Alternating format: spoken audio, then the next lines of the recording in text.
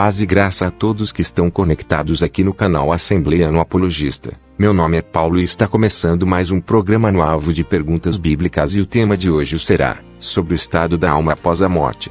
Mas antes de nós irmos para o tema de hoje, se você não é inscrito no canal ainda, peço que você se inscreva e ative o sininho das notificações. Deixe também o seu like. E como sempre, quem está aqui no alvo das perguntas bíblicas será nada mais, nada menos que o Moisés Amâncio. Eu cumprimento a todos que estão assistindo a esse vídeo com a paz do Senhor. Meu nome é Moisés Amâncio e esse é o canal Assembleiano Apologista. Estamos começando aqui mais um programa no alvo de perguntas bíblicas. E o tema de hoje será sobre o estado da alma após a morte. E o nosso apresentador aí, ele estará fazendo algumas perguntas sobre esse tema e eu estarei aqui respondendo com a graça de nosso Deus. Então vamos aí para a primeira pergunta. Ok, vamos então para a primeira pergunta. Deixa eu pescar aqui uma pergunta, Moisés Amâncio. Vou ler aqui um texto que está em Ezequiel capítulo 18, versículo de número 4, que diz assim: Eis que todas as almas são minhas, como a alma do Pai, também a alma do Filho é minha. A alma que pecar, essa morrerá. Uai, Moisés? Que história é essa, de que a alma que pecar essa morrerá? O Senhor não ensina que a alma ela sobrevive à morte do corpo? Então como explicar esse texto? Que diz que a alma que pecar ela morrerá. Quero ver se você sair dessa agora. Você está no alvo de perguntas bíblicas. Bom, então vamos lá, né? Antes de eu dar a resposta dessa pergunta ao nosso apresentador, gostaria de falar sobre o significado da palavra alma, que no hebraico a palavra alma é nefesh e no grego é psique. A palavra alma é uma palavra polissêmica e às vezes ela vem traduzida na Bíblia por vida, às vezes por animais, às vezes é traduzido por homens, pessoas, e em algumas passagens a palavra alma ela vem traduzida no sentido de substância incorpórea, imaterial, e também ela é a fonte de todos os atos humanos, e ela também sobrevive à morte do corpo. E conforme como o nosso apresentador ele citou, em Ezequiel capítulo 18, versículo 4, a palavra alma, ela vem traduzida ali no sentido de vida, com o significado de vida, né, de vida da pessoa ali, e não a parte interior do homem. É bom lembrar que Jesus lá em Mateus capítulo 10, versículo 28, Jesus ele disse lá: não temais os que matam o corpo e não podem matar a alma. Então, segundo Jesus, ele disse que podem matar o corpo, mas não podem matar a alma. Então, segundo o que Jesus nos ensinou, a alma ela sobrevive à morte desse corpo. Então está explicado aí, Ezequiel capítulo 18, versículo 4, a palavra alma aqui, ela vem traduzida no sentido de vida da pessoa e não da parte interior do ser humano. Então vamos aí para a próxima pergunta. Beleza, vamos então para a segunda pergunta. Ah, essa eu quero ver, Moisés. Responde essa, a parábola do rico e do Lázaro, de Lucas capítulo de número 16, a partir do versículo 19 ao versículo 31. Essa parábola é literal. A história dela é verídica. Ou é apenas uma ficção? Agora que eu quero ver se você sai dessa. Você está no alvo de perguntas bíblicas. Bom, então vamos lá. Quando nós analisamos a parábola do rico e do Lázaro, em Lucas ali, capítulo de número 16, nós podemos perceber 5 pontos ali que nos mostra que realmente é uma história literal, né? E ela também é uma história verídica. Primeiro ponto, essa história é uma narrativa verdadeira. O segundo ponto, nós sabemos que a parábola ela serve para trazer uma lição moral e uma lição espiritual. Nunca a parábola ela parte de algo falso, né? E Jesus ele não ia contar uma mentira. Terceiro ponto aí, Jesus ele dá nome a esses personagens aí dessa parábola. O quarto ponto, o seio de Abraão era o paraíso do Antigo Testamento. E o quinto ponto que nós podemos perceber aí é que essa narrativa ela ilustra a vida após a morte e ela está em conformidade com a Bíblia Sagrada. Então sim, né, essa parábola aí ela é literal e ela é uma história verídica. Jesus não iria contar ali uma história de carunchinha. Então tá respondido também essa pergunta aí. Vamos para a próxima pergunta. Muito boa sua explicação, Moisés. Agora eu vou pescar aqui uma nova pergunta. É uma pergunta capciosa, e a pergunta é a seguinte: se o homem tivesse uma alma que é a parte imaterial, e que continua vivendo após a morte do corpo, qual seria o objetivo da ressurreição?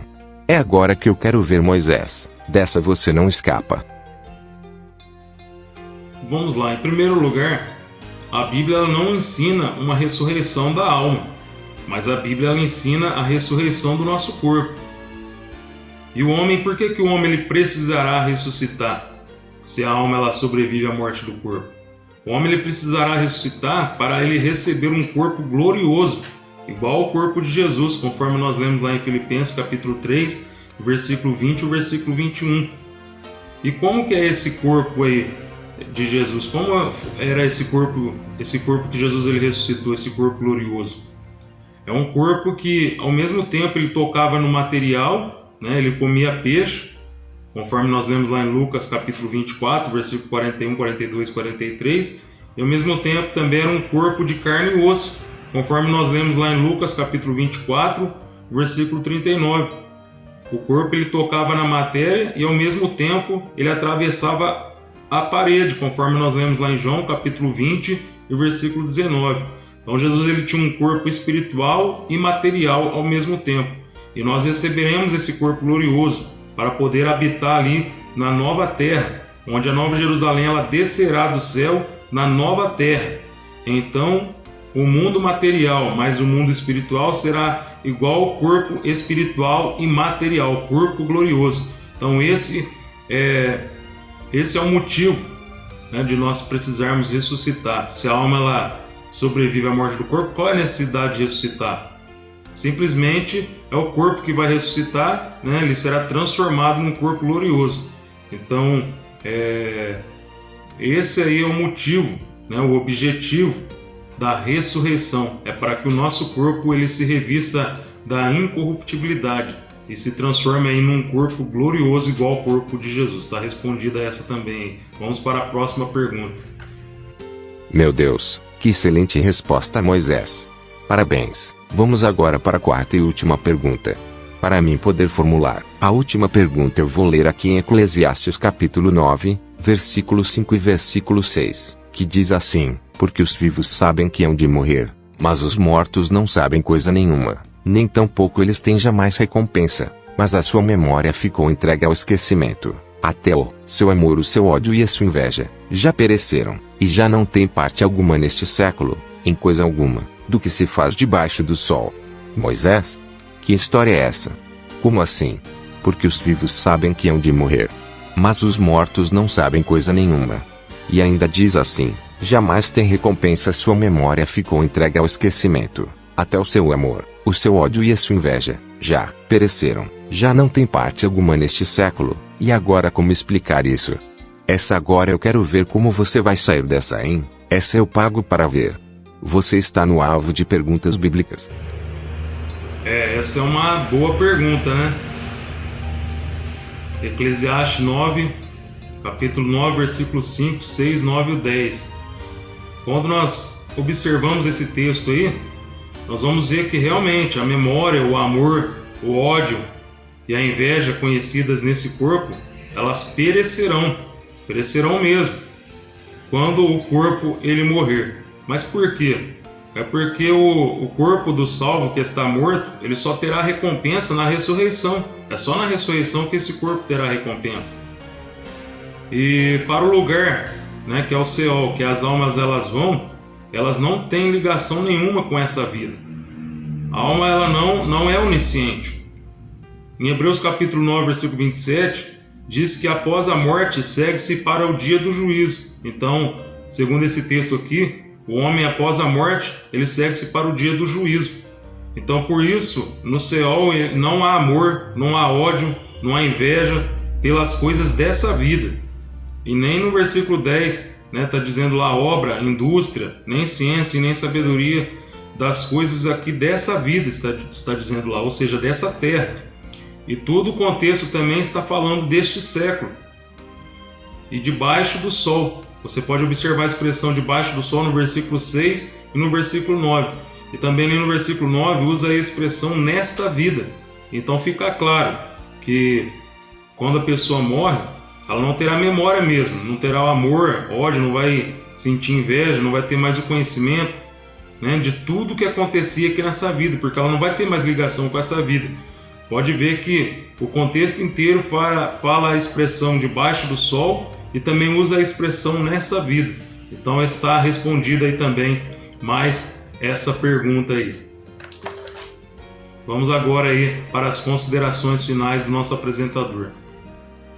Muito bem, estamos chegando agora ao final de mais um programa, no alvo de perguntas bíblicas, e você que queira participar aqui no canal enviando a sua pergunta, envia para o WhatsApp 19994582592. A que você pergunta e a Bíblia responde. Gostaria de agradecer a todos que assistiram o vídeo até o final. Peço que você se inscreva no canal, se você não é inscrito, e também deixa aí o seu like, para fortalecer o canal. Deus abençoe a todos, e fiquem todos na paz do Senhor. Bom, você que assistiu esse vídeo até o final aí, espero que esse vídeo te ajude a compreender melhor sobre o tema estado da alma após a morte, e que você possa continuar crescendo na graça e no conhecimento, e fiquem todos na paz do Senhor. Perguntas bíblicas. E a pergunta é a seguinte: por que Jesus ele teve que receber a revelação do Pai, conforme está escrito em Apocalipse capítulo 1, versículo 1? Versículos polêmicos. E no vídeo de hoje nós estaremos falando sobre um versículo polêmico. Debates. O próprio Jeová mandando Jesus ser adorado. E aí, meu filho? Mas você não é anjo, Moisés. E quando nós... Nada a ver. Se o anjo pode, que ele é um ser espiritual, por que nós não vamos poder? Sendo que na terra adoraram Jesus. Não tem nada a ver isso aí. Pregações.